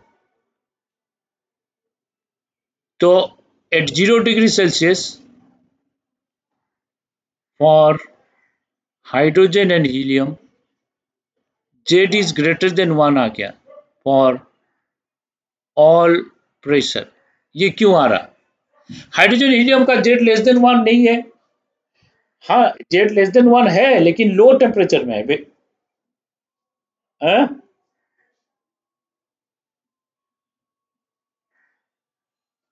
Eight 0 degree Celsius, at 0 degree Celsius for hydrogen and helium Z is greater than 1 for all pressure। ऐसा क्यों? देखो, हाइड्रोजन क्या है, hydrogen helium lightest gas. For hydrogen and helium A is very less, सबसे कम होता है। हाइड्रोजन हीलियम का A बहुत कम होता है, A टेंस टू 0। समझ में आ रहा? हाइड्रोजन हीलियम का A वैल्यू बहुत ही कम होता है, हाइड्रोजन का बहुत ही कम होता है, हीलियम का भी बहुत ही कम होता है, ये दोनों का कट रहा है। तो एक मिनट में नेटवर्क चेंज करता हूँ, एक मिनट।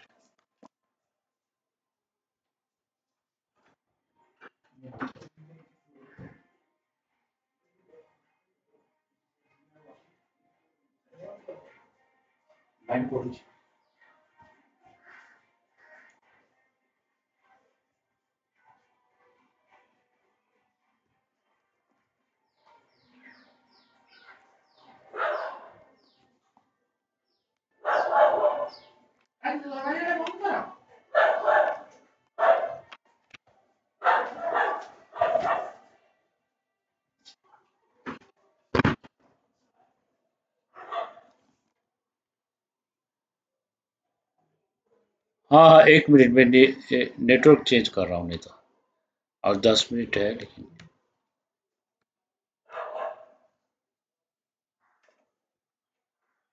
अभी सुनाई दे रहा?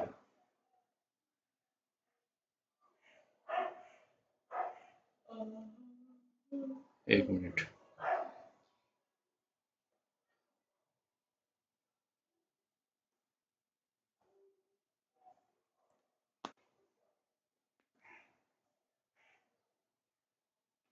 अब देखो, हाइड्रोजन हीलियम को A को हम 0 ले सकते हैं, क्योंकि A बहुत कम है।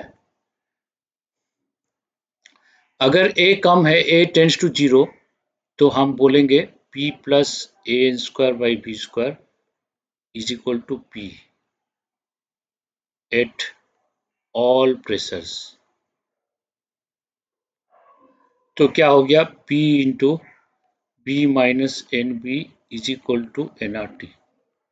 तो इक्वेशन ऐसे चेंज हो गया। एट ऑल प्रेशर, तो लिखेंगे P V minus P N B is equal to N R T. तो P V is equal to N R T plus P N B.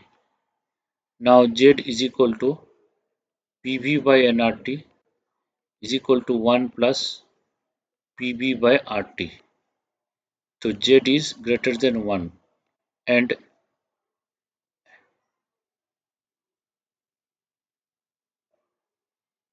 क्योंकि ए जीरो हो गया ना, A close to zero,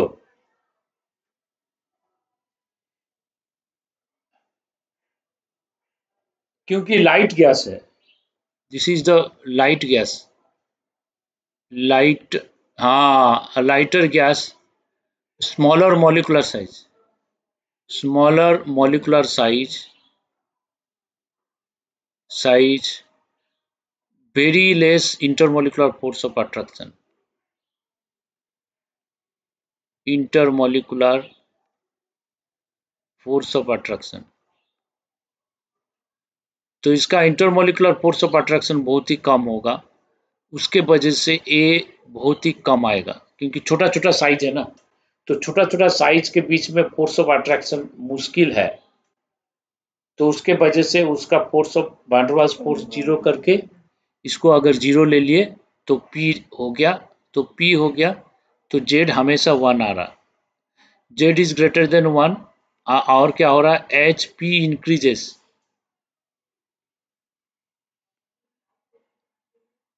NRT है तो Z equals to P V by NRT. तो जब P बढ़ेगा, मान लो P को बढ़ाएंगे, H P increases, Z also increases because Z is 1 plus P B by R T. H P increases, Z also increases, H P increases, Z increases, तो Z बढ़ेगा। तो हाइड्रोजन हीलियम के लिए हम लोग जेड ग्रेटर देन क्यू 1 है, वो भी प्रूव हो गया। Part 3 is done. So this was part 3। ठीक है, तो अभी हम लेते हैं पार्ट 4। पार्ट 4 मतलब फॉर आइडियल केस। हम आइडियल गैस में क्या लिए थे, पीबी इक्वल्स टू एनआरटी लिए थे कि नहीं। तो आइडियल केस में देखेंगे कि पीबी इक्वल्स टू एनआरटी कैसे ले रहे थे, और जो रियल गैस आइडियल गैस कैसे हो जाएगा। आइडियल गैस में हम क्या लेंगे, no force of attraction, no force of attraction, attractive force नहीं है, तो ए को जीरो ले लिए, तो क्या हो गया, P plus A N square by V square is equal to P. तो अट्रैक्टिव फोर्स को नेग्लिजिबल मान लिए, जीरो ले लिए। और क्या है, आइडियल गैस कब यूज होगा, जब हाई टेम्परेचर लो प्रेशर होगा, तब आइडियल गैस यूज होगा। तो हाई टेम्परेचर लो प्रेशर में क्या होगा, वॉल्यूम इज वेरी हाई, तो वॉल्यूम बहुत ही ज़्यादा होगा, तो हम लोग क्या बोलेंगे, V minus N B is V। तो V माइनस एन बी होगा V, तो V माइनस एन बी भी होगा, P plus N square by P plus N square by V square भी P होगा। तो अभी रियल गैस इक्वेशन क्या हो जाएगा, P V is equal to N R T. तो समझ में आया कि नहीं, बट ये कंडीशन में लेना है। तो P V is equal to N R T इस कंडीशन में ही लेना है।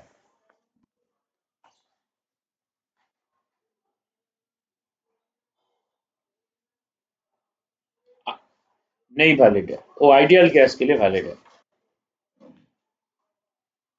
तो रियल गैस के लिए ये van der Waals equation valid है, ये वैन डर वाल्स इक्वेशन ही यूज करना है, आइडियल गैस में हम लोग यूज नहीं कर सकते।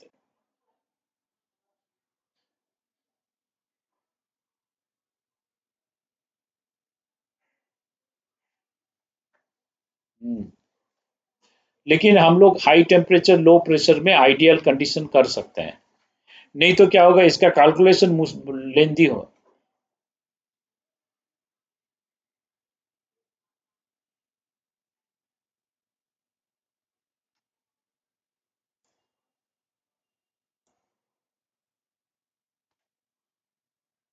हाँ।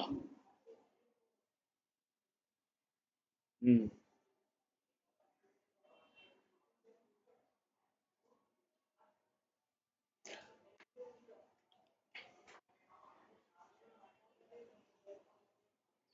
नहीं, ये माइंड में क्लियर रखो कि अगर प्रेशर ज्यादा है टेम्परेचर कम है तब हम वैन इक्वेशन यूज करेंगे, और अगर प्रेशर कम है टेम्परेचर ज्यादा है तो हम आइडियल गैस इक्वेशन यूज करेंगे।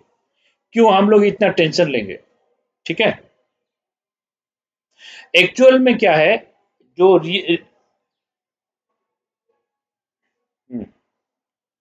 क्वेश्चन में बोलेगा। नहीं नहीं,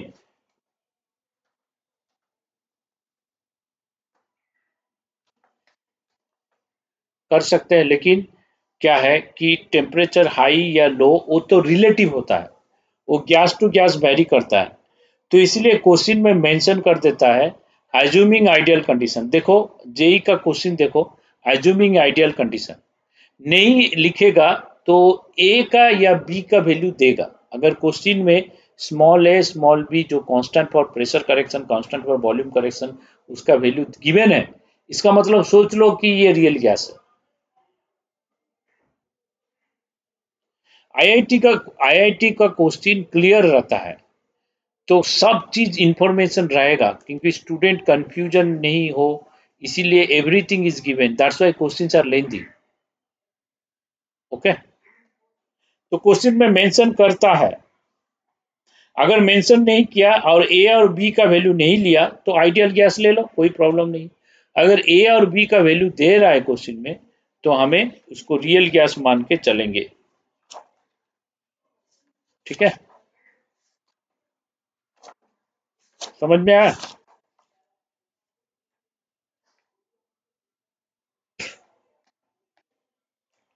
तो अभी कुछ क्वेश्चंस कर लेते हैं।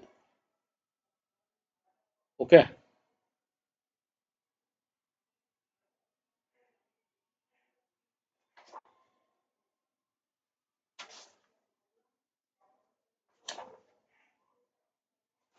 तो क्वेश्चन एक मैं दे रहा हूँ, 5 मिनट है, तो क्वेश्चन एक हो सकता है।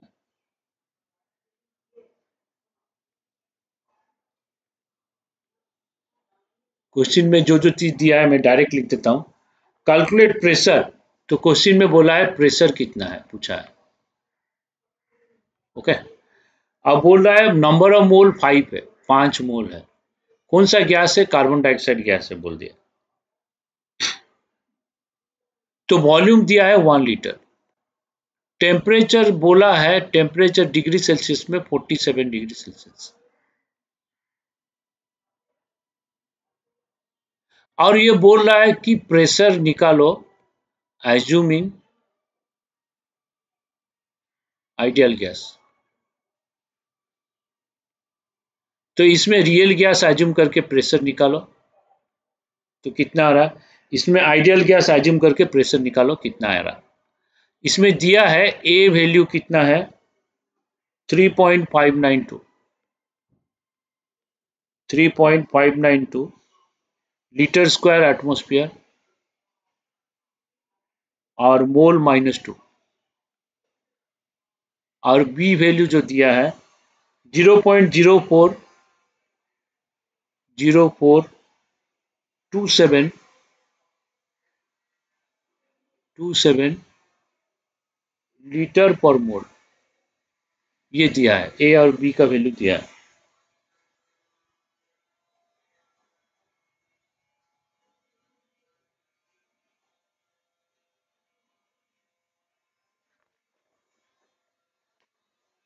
और इसमें बोला है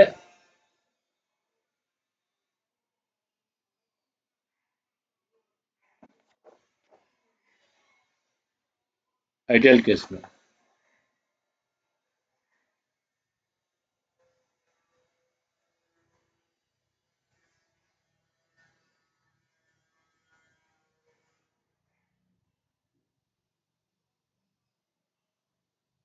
और एक तीसरा केस दिया है। तीसरा केस बोला है find P assuming volume correction negligible, negligible.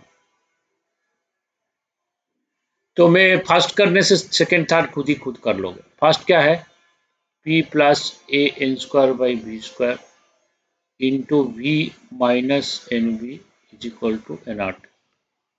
इसमें n 1 है ना n 5 है। थर्ड में p पूछा है, assuming volume correction negligible. Volume correction को इग्नोर करके p का वैल्यू निकालो बोल रहा। तो p plus A N square by B square is equal to N R T by V minus N B. तो p कितना होगा, N R T by V minus N B minus A N square by B square. हाँ value बिठा दो, first आएगा। तो first value बिठाने से 77 एटमॉस्फेयर। हाँ ये वैल्यू फर्स्ट केस में है। हाँ सेकेंड केस में P होगा P equal to N R T by V. तो n इसका वैल्यू पुट कर दो, आ जाएगा। थर्ड केस में P क्या होगा, थर्ड केस में P होगा N R T by V minus square. तो तीन केस में प्रेशर तीन डिफरेंट वैल्यू आएगा, वो कैलकुलेट करो, put the formula, get the answer.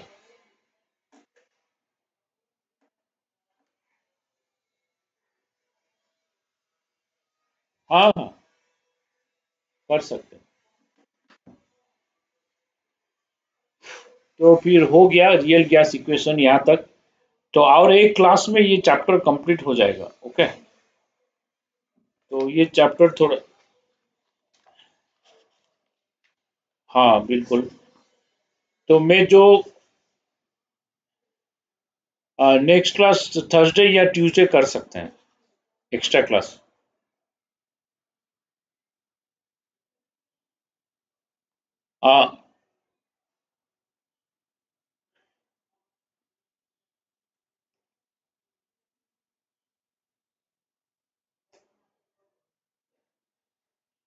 ठीक है, ट्यूसडे में उस टाइम को फ्री रहूंगा तो क्लास में पुट कर दूंगा। ट्यूसडे को 12 to 2 तो ठीक है, ठीक है।